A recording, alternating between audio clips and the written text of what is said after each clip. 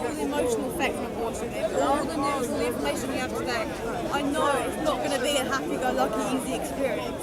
But for me, at this moment in time, I want to finish my A-levels, I want to go to uni, I want to go to be a high-powered job, and there's nothing that scares me more today than getting pregnant. Let me ask you a question. This is going to sound aside from the issue, okay? Okay. It's going to sound aside from the issue. But believe me, it's got everything to do with the issue, yeah? Let me tell you something. This is my contention. I don't know. I think you guys come from an atheistic background, yeah? Or agnostic type. Only because someone said it, not because I'm making assumptions. You could have very well been Christians or something, yeah? But how do you attach value to human beings? In emotional connection. Now, what I mean, let me tell you what I mean by my question. There's a tree behind you, okay? What do you see as more morally abhorrent? Cutting down a tree or killing let's say a 5-year-old? I mean, I think the answer is stood there for us. But No, it's not stood there for us. From a philosophical perspective, on naturalism, on a firm atomism, on if we're looking at it from the fact that no value has been assigned to anything in particular, I would argue that actually it's the same. I strongly disagree with Okay, can you prove me wrong? On naturalism, on atheism, how do you, as an atheist, as a naturalist, how do you contend with the fact that if I get a big tree and I cut it down, let me make it even more crude. Let me make it a bit more crude. If I go to the butcher, meat shop, you know that slab, that big chunk of meat that you find, hanging. On naturalism, on atheism, your value as a human being is the same as the value of that piece of meat. I'm not a naturalist myself. So what are you then? I have no idea. Just okay. All right. I'm agnostic. I'm very happy with that admission. So I couldn't tell you the answer to God's question for you at all. No problem. But for me, the human being, the 5-year-old, has that thought, that consciousness, that experience. A tree doesn't have experience. Fine, that's good. So first and foremost, I'm happy that you've kind of on naturalism, on atheism, not naturalism, I'm not even a naturalist, but on atheism, on a non-God construct, you've admitted that at best, what we can achieve in terms of attaching value to human beings is a subjective value attachment. It's not going to be an objective value attachment, in the sense that, for me, you started off by acknowledging in essence really, that this is a subjective opinion, that it's just because it has consciousness, right? And it has this experience and that experience. Right? I'm not saying your subjective opinion doesn't matter. It does matter. And we care about it. We really do, yeah? And I think it's a correct one, in fact. First problem identified is that there is no objective way to attach value to human beings over and above any other life form or even inanimate object with the same chemical constructs as the human being. That now we've discussed and we've come to realize that on naturalism, on atheism, it's impossible. I would argue that on theism, it's not impossible, because if we believe in an entity that's an all-knowing, all-powerful entity, then that entity can attach value to said entities, other entities. Do you see how that works? So that's point number one, which is the value problem in atheism. It is a value problem, and it's not found a solution. And as far as I'm concerned, there's no philosopher that's ever come in the post-enlightenment, post-modern world that has ever found a solution to this problem. So by you not having an answer, it's not it doesn't say anything about your intelligence. It really doesn't. It just says that we don't have a solution. As a community of people, if we want to look at this from an atheistic, naturalistic perspective, we don't have a solution for it. There is no reason to attach any value to human being over and above the value you have for any other thing on an objective level. Now, you said from a subjective perspective that you're really saying intrinsically there are attributes that a human being has which are, you could even argue, superior to other attributes. Would you say that? So, for example, the fact that human being is a conscientious, sentient being that has the ability to reason and has language capabilities, this renders human being above and beyond, in terms of value, trees and other inanimate, well, trees are living, but let's say even inanimate objects, yeah? Would you agree with that? Do you know what I would say then? Do you know what I would say? I say you're right. If you say that on a subjective level, you guys are being subjective, but I'm saying, look, my objective reasoning, because I get it from religion, right? And your subjective understanding now has come together. We agree the same thing. Coming to abortion. What's this got to do with abortion? I'll tell you. Coming to abortion. First and foremost, the Islamic position is not as rigid as the Catholic position. It's quite similar to the Protestant position, actually. The Protestant Christian position it allows it in certain circumstances. It's not an absolute no in all circumstances. Yeah. But if we were to employ a scientific reasoning to this question, I want to ask you guys a serious question here. When does a human become a human? When they can think but not make decisions, because technically you can't really make a good solid decision until like 30. Make intelligent, good decisions. Okay, so if a human can't make intelligent, good decisions, they're not human. Okay. No, it's okay. We'll come back to it. Come back to the way your brain thinks. For me, I think three like basic processes. So thinking. Of the heart. Neurotransmissions. Neurotransmissions. And just kind of general like existing, like touch. That's what okay, it is. so existence. Tests where you like touch the woman's so stomach okay, and they react. Fine. So your definition, is number one the heart. So I'm guessing you're talking about you're talking not palpitations, but you're talking about heartbeat. Yeah, when the heartbeat becomes visible to a human being, which is, by the way, anything between 36 to 39 days. From a genome perspective, yeah? If you look at it embryologically, it's anything between 36 to 39 days. And you said neurotransmissions, so that presupposes the existence of a brain. And number three, you said the ability to touch things. Okay. Or feel touch. Let me ask you a question then. What if some human being that's 40 years old doesn't have that ability to touch and feel? Yeah, but it's still gonna have a heart, a neurotransmitter. Yeah, okay, so any one of the right, so let's go with 2 out of 3. so you're saying 2 out If your heart isn't beating, then you're not alive. right, does it have to be 2 out of 3 or 1 out of 3? 1 out of 3. Heart is dead. He's saying 1 out of 3. If your heart isn't beating, then you're dead. Can we go with 1 out of 3 here? I don't agree with the government. 24 weeks. No, forget about the government. I don't care about the government. Okay, I really don't. You know, in a sense, that has nothing to do with philosophical endeavor. What they say and what they announce and what they say and what they write down. It's not relevant. Yeah. 24 weeks is something interesting as well. Yeah. So that's not an arbitrary. It's not a completely arbitrary number. It's not, because 6 months is the time a baby can be alive without an incubator. Yeah. That's the reason why they've chosen that period of time, because you can have a child that's alive outside of the womb at 6 months. That's their logic. That's their rationality. In this country, it's illegal to have an abortion after that period of time. So 24 weeks. Is it 120 days? No. It's 24 weeks. It's 6 months. Yeah. So It depends on the country then. now listen. Let me tell you something. Let's go with your one. Is it okay now if we go with 1 out of 3 of those things? Fine. I agree with you totally now. We have come to an agreement. That's exactly the Islamic model. There is a hadith narrated by Ibn Mas'ud. Yes, Ibn Mas'ud is one of the companions. He says, the Prophet said, "Inna ahadakum liyakuna fi batni ummihi 40 yawman nutfa, thumma yakuna 'alaqatan ba'da dhalika, thumma yakuna mudghatan ba'da dhalik." He says that certainly one of you is going to be in your mother's womb for 40 days as a nutfa. A nutfa is basically the stage.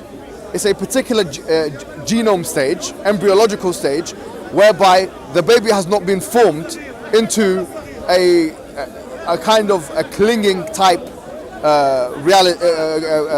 It doesn't cling yet. ثم يكون علقة بعد ذلك ثم يكون مضغة بعد ذلك. Nutfa really is a sperm drop, so it hasn't formed yet. It hasn't taken its form.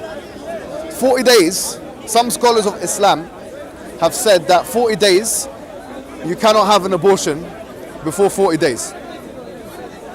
Some scholars have said 120 days. This is school. Yeah, I guess it's a school. So maybe in Ari you took 120, but there are two schools of thought in Islam. I think Imam Malik and the Maliki school of thought is 40 days. Because of what does thumma mean here? This is a long discussion in Arabic. Point being, this correlates with the 40-day period of when the human becomes a human, according to your definition, because it has the heartbeat now. So we wouldn't disagree. Huh? So we don't disagree. We don't disagree. We don't disagree. In certain circumstances, we will say here, abortion is not allowed after 40 days. Or you could say, in some schools of thought, 120 days. It's not allowed unless some scholars of Islam say the woman is in danger. Her life is in danger, or her is a serious health risk. Or some scholars of Islam say if there's some kind of really impending circumstance or extraneous variable that cannot be controlled. So really, this is an example of where Islam correlates quite strongly with what we know of 21st century phenomena. From that perspective, the model that we put forward is that we say generally abortion is not a good thing. We don't want abortion to happen, but sometimes it has to happen, and if it does have to happen, there are guidelines that have to be followed. That's the Islamic position. Does that make sense? I agree with you in many, many respects, and by the way, you are a wonderful speaker. I wish I could speak like that. Thank you. It's fabulous. But I think it's for me, it's all that choice element of that carrying a baby for 9 months can be a traumatizing, extremely difficult experience. And sometimes I think it should be an extreme circumstance, but instead just personal choice. Do you agree that I'm guessing from the undertone of what you're saying, or kind of from the subtextual, I'm getting here a subtext. And the subtext behind the pretext of what you're actually saying suggests to me that you're a feminist, right? Okay, good. Okay, very strongly, which is another discussion I can have with you, no problem. But before we have that discussion, feminism presupposes an equality between men and women in social, political, and economic realms. Would you agree that human beings should not take the lives of other human beings? I already know what you're going to say. It depends on when you decide that something is a human being. Yeah, so you've agreed that the way you've described human being. يا إخوة اسكتوا اخفضوا أصواتكم اخفضوا أصواتكم. Sorry about that. Sorry about that. I was just trying to tell them to be quiet. Now, but you see, this is the thing. Whether it's a man or a woman, even on feminism, the same logic would have to apply. Let's assume that you can take a baby out of an incubator. They found new technologies. It's not an incubator anymore, they found something else. Now you can have a child that can live at 3 months outside of the mother's womb. Then reduce the law. Pardon? Then reduce the law. Reduce the law. I genuinely agree with you. The second they get that technology, it should go down. No, but right now, it's the woman's choice until the baby. No, but hold on. The thing is, that doesn't go along with what you said before, because what you said is what makes a human, not the fact that he can live or she can live outside of the womb of the mother. But if he or she has neurological pathways, or if it has a heartbeat, or if it can touch and feel. Now, the fact that it's interdependent upon the mother, the host, to take its nutrients through the umbilical cord or whatever it may be, that doesn't take away from the fact that it's still a human, living human. Do you get what I mean? For example, if someone was hospitalized and they couldn't make do without being dependent on a life support machine, they cannot be detached from it. Now, that is an artificial reality which they are dependent upon. Whereas in the case of the child, the baby, the genome in the mother's womb, it's a living reality which is dependent on. The only thing here that's different is the artificial nature of that thing which that person is dependent on. So a 60-year-old person who's in a vegetated state and is dependent upon a life support machine, that person is in exactly the same situation as a baby, 3 months, depending upon the mother for its nourishment. The only difference is the nature of that which is dependent upon. But that shouldn't matter. That shouldn't matter whatsoever, because who cares? If it's a living thing that you're dependent upon, or if it's a non-living thing that you're dependent upon. It doesn't have any epistemic weight that you have on one hand something which is living, that you're dependent upon to live, and on the other hand you have something which is not living. Do you get it? I do get it. It's So very clever, I do get it. Yeah, so from that angle we say that the law should be reduced from 6 months to 40 days, or even at maximum 3 months, from 6 months to 3 months. Why? Because, well, it makes sense from that perspective we just talked about. Even from a scientific perspective, it makes sense. We're not even talking about ensoulment or viability from a spiritual perspective, which is where obviously Catholics get their kind of beef with this, because they believe that conception occurs. Are you Catholic yourself? No, sorry. So, you believe that, they believe that, what do you call it? Yeah, they believe that upon conception, that's when viability happens. That's when the baby is viable now. The baby is not becoming. So for us, as Muslims, we don't have that issue. We don't believe that. We simply don't believe that. It's still a nutfa until at least 40 days. Yeah, so which is more in line with the scientific reality of today anyways. But also in line with that, I mean, generally speaking, more in line with the law, the British law, which we don't care about too much. Generally speaking, it doesn't. I mean, a lot of people have become very legalistic in their approach. If something is legal, then it's morally okay. If it's not legal, it's not morally okay. This kind of approach is not healthy to philosophical discussion, really. Because what can be legal today can be illegal tomorrow. What could be legal tomorrow can be legal today. Anyways, this is all very subjective and relative. You're just so smart. Oh, thank you very Sorry, much. I'm just massively, I can't speak like that. It's just nice to hear. Well, I mean, we'll try our best, we'll try our best. Let's take a step back now and think about naturalism and atheism. I genuinely... I'd love to... Wait, are you a Muslim? I'd love to know what you have to say as a woman and a Muslim. Like, as a both combined things, I'd just love to hear what you have to say on the matter. On the matter, like on abortion. Oh, okay. I'd love to hear. Yeah. If she, that's fine. I'm going to leave it as that. That's abortion. Done, yeah? Done and dusted. Done, finished.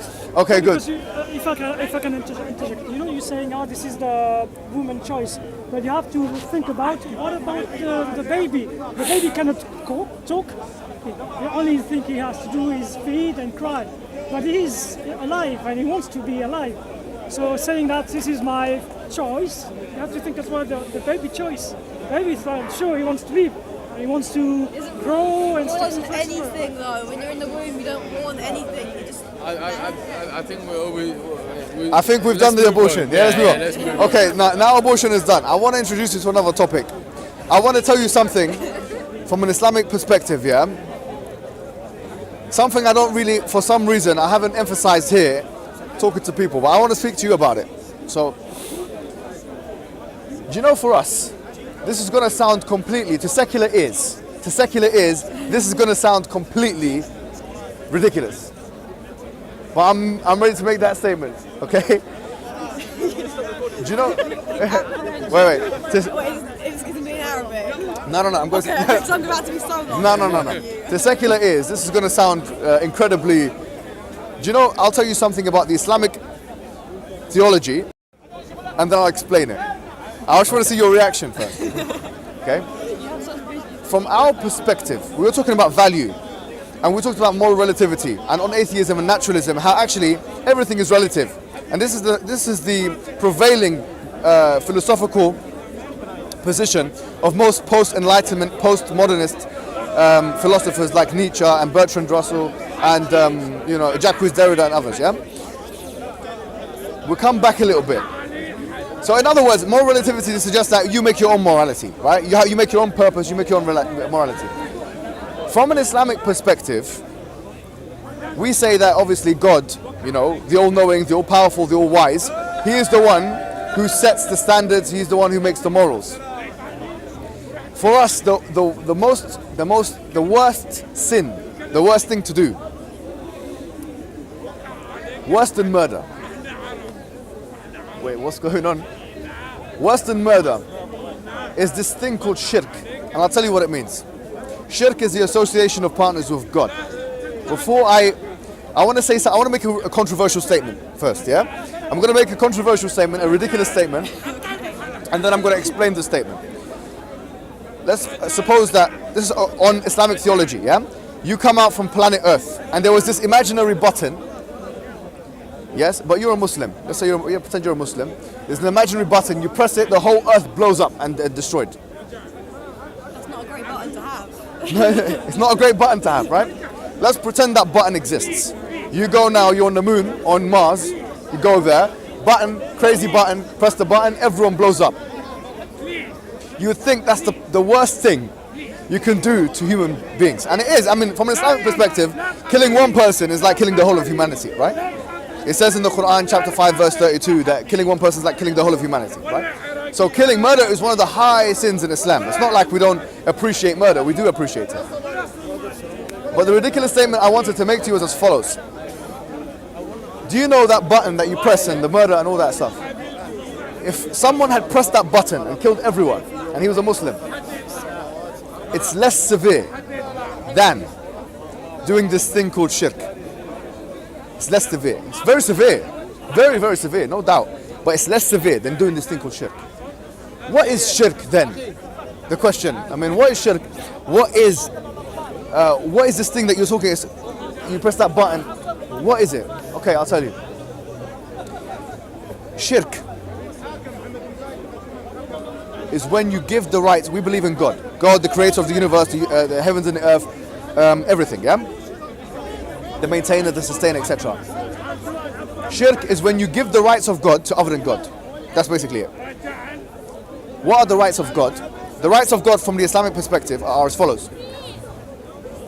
First and foremost, the attributes of God, as we know, He's all powerful, all strong, all knowing, etc. How can He be all those things?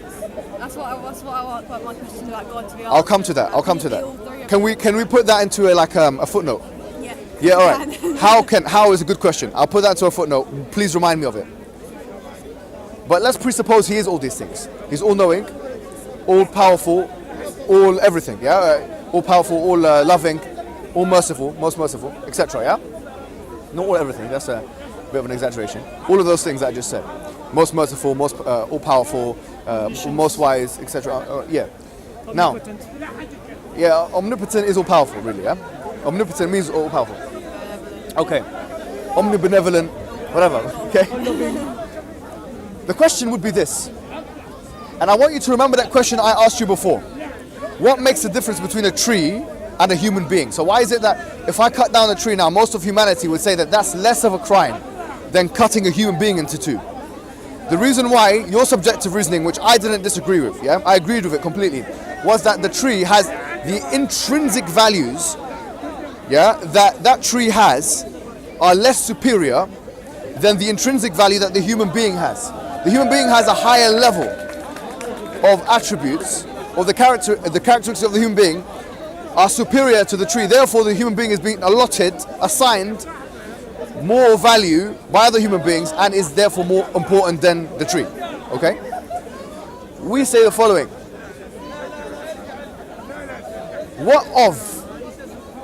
What of an entity that has a value that cannot have a value higher than it? Let me say that one more time. What of an entity that has a value that basically, I'm not going to use the word unlimited or infinite, but there cannot be a higher value than it. Yeah? I say the only possible relationship, and this is the Islamic thesis, the only possible relationship you can have with that particular entity is one of ultimate obedience, ultimate love, and ultimate fear. Let me say that one more time. No one can beat the end. No one's more powerful than the entity. Nothing is exactly. Disagree with it because it's the most powerful thing. Exactly. But not only power, we said knowledge and wisdom. So all of your attributes that you have, as I'm sure you are, and you as well, very intelligent people, right? Very clever people, etc. All of those all those characteristics that you have, now basically imagine that those characteristics were that you cannot get higher than them. Basically that you are the most powerful. There's no one can touch you, no one can beat you, no one knows more than you. You know, if we bring all of human beings, not forget about the speaker's sorry, I'm going to knock you out here. All of human beings, forget about Speaker's Corner, all of the human beings in the whole world, we put them together and we have some kind of apparatus, we have some kind of mechanism, we have some kind of way of putting all those human beings' intelligence together and aggregating all of that intelligence into one sum, yeah? All of those human beings would be closer to knowing nothing than they would be to knowing everything. Can you imagine the level of ignorance we have? Can you imagine the level of ignorance we have? We are ignorant. There's too much going on in the universe. There are literally 2/3 of the undersea that we have not even explored yet. And this is planet Earth. Imagine the universe, right? That's human being. Now imagine an entity that has all knowledge. He can hear all. He's all seeing. That is an entity we're saying is untouchable in that sense, in that figurative sense, of course, yeah? Now, what we're saying is that the only possible relationship you can have with such an entity is one whereby you're submissive to that entity. You cannot have another. That is the most appropriate, in terms of appropriacy, that is the most appropriate relationship you can have with that entity. In the same way as you would find killing that child an egregious transgression of the human rights of that child. The case, because of the intrinsic characteristics of that child, we say is the same reason why shirk, association of partners with God, is the most egregious transgression or crime that anyone can make on anything. In other words, just like the child has rights, the creator has rights, yeah? So when someone realigns the appropriate relationship they should be having with the creator and they realign it to the creation, we say that that is the worst possible realignment. But what happens on that day, billions and billions and billions of years' time, when we have literally seen everything, done everything, worked out everything, there's no illness, there's no... Human beings are perfect, we know everything. What happens to that entity then? What happens when we have all the knowledge and there's... Like, why should we strive to get there rather than obey someone that is there? What I'm saying to you is this. That entity, if we presuppose its existence, it doesn't have an end, right? It continues. And we're saying that human being will never reach a point where it knows everything, by virtue of its insignificance on the universe. Its placement on the universe is an insignificant placement. We will never be able to encompass all that which is around us. For that reason, we say that, look, when we're talking about that appropriate relationship, now we'll go back to our analogy, the ridiculous thing that we said, that I know to secular ears it sounds like the most ridiculous thing you could ever say. Not killing one child, killing all the children, not killing one human, killing all the humans. Press a button, you're on Mars, press one button, every human being blows up, the whole planet Earth is blown to smithereens, yeah? We're saying, for a Muslim to do that is one of the worst things you can possibly do, right? It's you know, you're going to hell, you know, how dare you do that? But that is not as bad as the person giving the rights of God to other than God. Why? Now you might say, what the hell are you talking about, my friend? What the hell are you saying?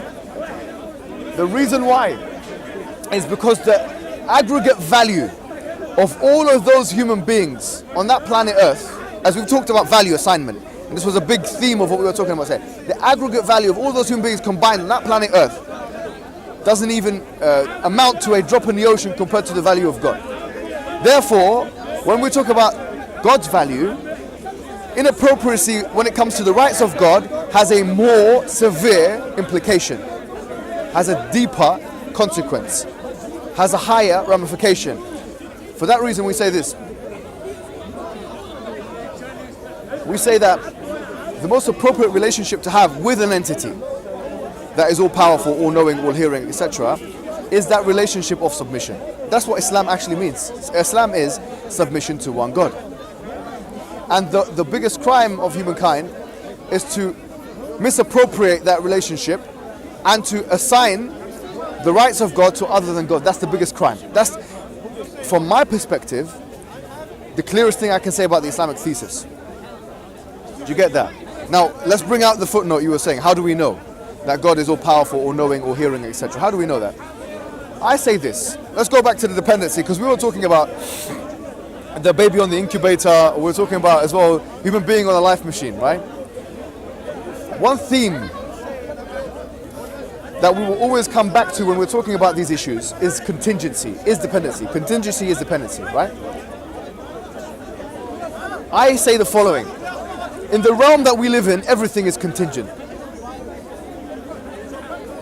Everything is dependent.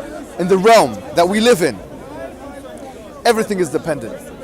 In the universe, everything is dependent. Something is dependent upon something else. Give me an example of something other than that.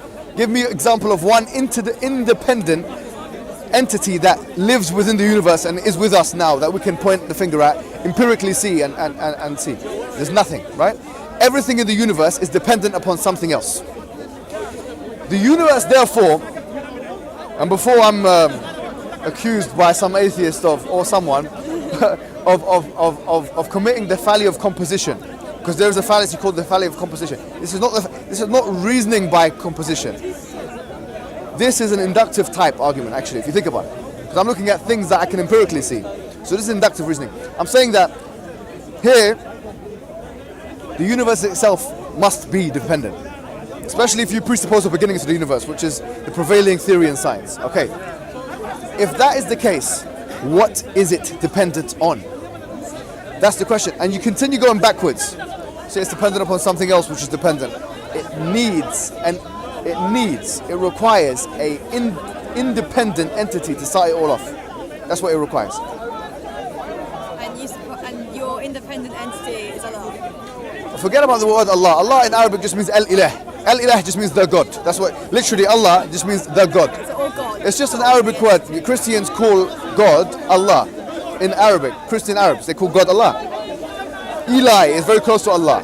Eli, lema sabaqtani. You might have heard this in the Bible. You know, God, why have you forsaken me? Eli, lema sabaqtani. In Aramaic, Eli.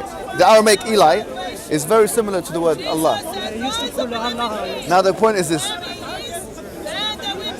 We're saying that there was an entity that came before the universe which is independent.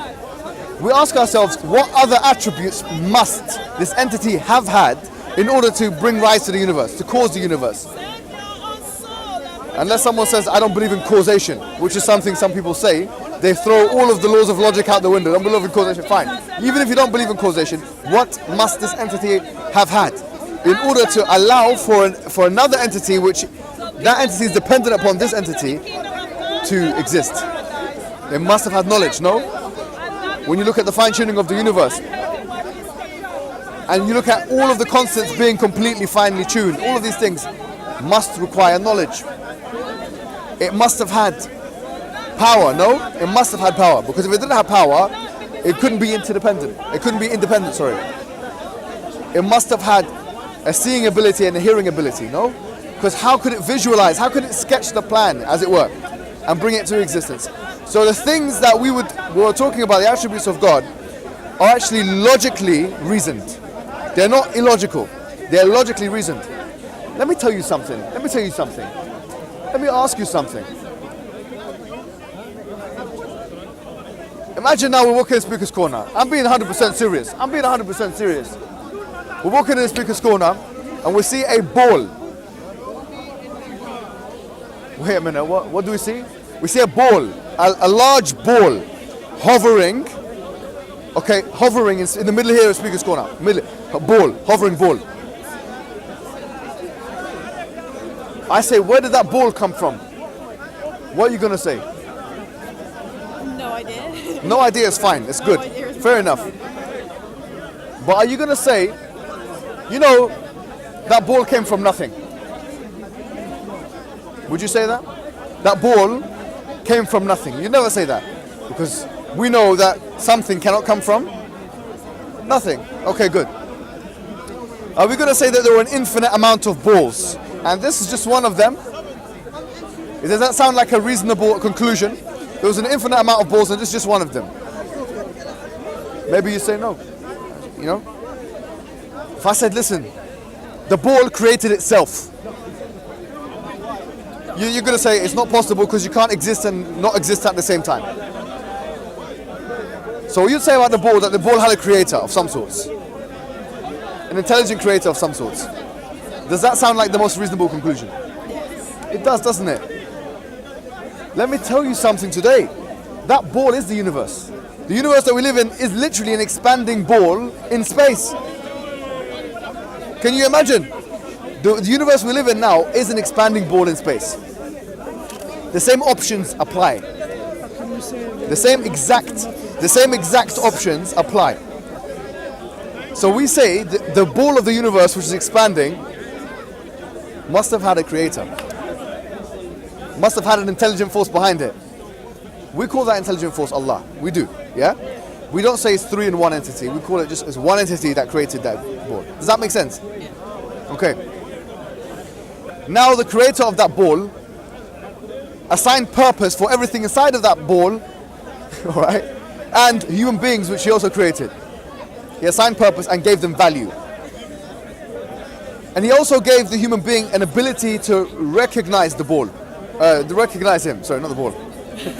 Yeah, an ability to recognize him. Then he reminded the human being. He reminded the human being using human beings, other human beings. Sending a medium, which we call an angel. Wait a minute, isn't this fairy tales? Isn't this mythology? You're talking about angels now, my friend. No, hold on. Yes, it's a metaphysical reality. An angel is a metaphysical reality. We believe it's a metaphysical construct, religious construct, which we can't see or touch or hear. But just because you can't see something, secular ears, once again, when you hear the words angels, I know how it feels, yeah? When you hear the word angels or devils, or something, I don't believe in that. Angels, no, man. We've already dispelled all of those kind of things in the Enlightenment period. Don't bring me back these angels and devils. No, hold on. I know you've heard this before. Can we see Call them what you call them. They're angels, yeah? These angels, these mediums, communicated with selected human beings aforetime. We believe that connected with many human beings, all of which told the people the same message, which was to basically submit to the intelligence behind the creating of the ball. For the reason we talked about before. It's the most appropriate relationship you can have with that creator is to submit to them, that creator. That's the only relationship. And only then will you find peace and tranquility. Yeah? You will not find peace and tranquility doing your own thing or trying to find your own purpose. That is the message of the prophets, all of them. So we believe in Jesus, we believe in Abraham, we believe in Moses. The final prophet we believe is Muhammad, yeah, who came to the Arabs, but also to all of human beings. Yeah. Now, does that make sense? Okay, so that's what we believe in. That's why we're Muslim. Yeah. But it's not just that. It's not just the fact that we believe in that. We believe in that. All of the prophets that came to their respective peoples came with two things. A message, which was the same message I've just told you now, and some kind of evidence base. And the evidence base is different depending on the prophet and depending on the customs of the people. So for example, Moses, he split the sea. We believe in this. Yeah, we believe that Moses split the sea. Jesus cured the dead, rose the dead with God's permission. He cured the blind with God's permission. We believe in those things. We don't disbelieve in those things. We don't believe that he was God or the Son of God. We don't believe that. Yeah, but we believe that he was the Messiah and that. Atheist. Agnostic, definitely agnostic. The question of evidence is an interesting question. Yeah. The evidences that Islam has, I'm going to try and summarize it in a quick form. First and foremost, that is the Quran itself is a preserved scripture, and it claims to be, and that's something exclusive and specific to Islam over and above all the other religions. All of the other religions, especially Abrahamic religions, yeah, ancient religions don't have preserved scriptures. But you would expect for a religion that's meant to be continued until the end of times for it to have a preserved scripture. Number two is that the challenge, or what is referred to as the inimitability challenge. The fact that the Quranic discourse cannot be imitated. That's another challenge in the Quran. Because the language is the syntax of the language and the lexons of the language are placed together in such a phraseological way as cannot be imitated by those people that know the language, basically, in Arabic. And that was recognized by the experts of those people. That's 2. Number 3, also there's no contradiction in the Quran. And number 4, as we said before, things like predictions of the future. So for example, chapter 30 of the Quran, verses 1 to 6, you'll find that the Quran makes very specific predictions about the future, what's going to happen in the future. With the Roman and the Persian Empire, the Romans will defeat the Persians in 3 to 9 years, and it will happen in this place, and all these things are mentioned. That Islam will spread to this country, to Egypt, to Yemen, it will even go to Pakistan, to Sindh, Al-Hind, India, all of these places. So it's referring to the predictions of what's going to happen in the future. And a lot of those predictions are very, very specific, country specific, time specific. The Romans means the Byzantines. Yeah, so the Roman Empire, the Byzantium, all these things, very time specific. So these act as a probabilistic way of checking the veracity of the Islamic message. Because actually, you can put this into a mathematical calculator. From a probabilistic perspective, probability theory has like 2 or 3 ways of calculating. There's classical probability theory, this and that. There's more than 2 or 3. I can't remember them now. Yes. But you can actually put this into a probability machine, and you come to the conclusion that actually the probability of someone predicting all of those things as being the truth comes to less than 1%, which gives one a strong grounding from an evidence-based perspective that the Quran is in fact extraordinary, to say the least. Yeah, that the claims mentioned in the Quran and the Sunnah are extraordinary. Now, I'm not gonna. If you do want to become a Muslim, you can. It's what you'd be doing generally, or simply speaking, is just coming into the faith of Islam. You'd be submitting your will to God. You'd be looking at the Quran and all these things, and then you could decide slowly to start doing the things that now have to be done, like 5 prayers a day and these things. And all those things are injunctions placed by the Creator to the human beings. Does that make sense? All right. So are you ready to? All that actually. Let me tell you how this works. All that would happen is that you would say 2 phrases in Arabic and in English, yeah? After you've said those phrases, you're initiated, now you're a Muslim, basically. You believe that there's a higher a power that needs to be worshipped or submitted to. That's what you believe. Rather than believing in nothing, or rather than believing in an atheistic belief, which is that the universe created itself, or that we came from nothing, or something like that. You'd say, no, in fact, what I've come to believe is that there was a creation, there was a creator, yeah, and that creator is continually maintaining us, and that he's assigned a fixed purpose for us. That's the difference now. Does that make sense? Yeah. Now, good. What are your thoughts? I think it's all very, very, very intelligent. And I like it. I think it's something I think I would follow. Not in the way of us claiming something with it, but the general idea is something that I would think myself. But the day, if they ever do get the science to say no, sorry, wrong, then that's something we should automatically flow to. So while it produces... Are you referring to the abortion thing that we were talking about? No. Yeah.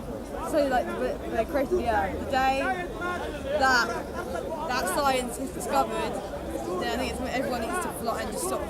What sign can convince you that Quran is from God? So, yeah, no, I want to understand a bit more of what you just said. Let me Yeah, do sorry, this go. question. Yeah, sorry. What will convince you that Quran is word from God? Have you thought of that? Something extraordinary. What? That What? I don't Say it, know say it. until it... Well, think. You don't know Let's until it hits you. You don't know. You No, don't have a but moment of think. belief. If you think that God exists, then you have to have a proof, right? I don't know God. I don't know God. She's You said- agnostic, she's agnostic. Yeah, but if you are agnostic, you have to have proof. Why are you agnostic? Because we don't believe It means you in don't know. I'm there not is a thing. atheist. I'm agnostic. I don't know. She doesn't know. I know what agnostic is, but what I'm asking you, have you never searched for God, or you just became like agnostic? No, I don't believe nothing. Well, I didn't grow up in a religious family, but I did grow up in a family that was like, there is no God, and you shall not believe there is a God. So I've never had someone help me formulate an opinion, so I just don't know. I think at this stage, what I want you to do is just think it over. Yeah? Okay. Yeah, because I feel like I don't want to make you feel like there's pressure on you to make any kind of decision. Seriously, yeah? But hopefully today, have you seen the other side of the... Yeah, like my job as someone who tries to educate people on Islam, yeah, is literally to do that, to give people what the facts are, the reasoning behind why we've made our decision, and then the choice is yours. Do you get it? So what I'm gonna do when we switch off the camera is I'm gonna give you guys my details and stuff, how you can contact me and stuff like that. We'll give you some resources and some things like that. And if you have any questions based on the reading that you do, then you can come and ask me. Okay. Yeah? It's early days, I understand this. Look, not everyone has the same upbringing as me and you. Where are you from? Turkey? Kosovo? Pristina? Yeah, man, that's very nice. But even in Kosovo now, we have to do dawah day, you know? Is the argument convincing to you? Yes. It was. Yeah. Has it cleared any misconceptions that you may have had about Islam in the first place? Because a lot of people are not actually aware about Islam. They know about the religion, but only take on board what's really said to them from what they, when they hear things in the media, terrorism, the mistreatment of maybe women in Islam, and they have a very sort of a very narrow view of Islam. For us, our only real experience, I think that we experienced at school, and it's not exactly the best thing or educating in religion itself, let alone Islam, which is the majority religion in the country. So it's not something that you kind of get taken into well, it's just not at all. No, fair enough. Look, once again, I'm going to give you guys my details that you can, like my email address, stuff like that. Then you can do your own reading and come back to me and ask me any question. Yeah? Thank you. Okay. All right, thank you very much, yeah? Thanks. See you later. How's it going? Sounding good. How you doing? You came at the end there. It's your camera. It's not mine. It's can you get that guy, Naveed? Naveed? Yeah. Can you tell him to... Yeah, no worries. Jazakallah khair. Hi.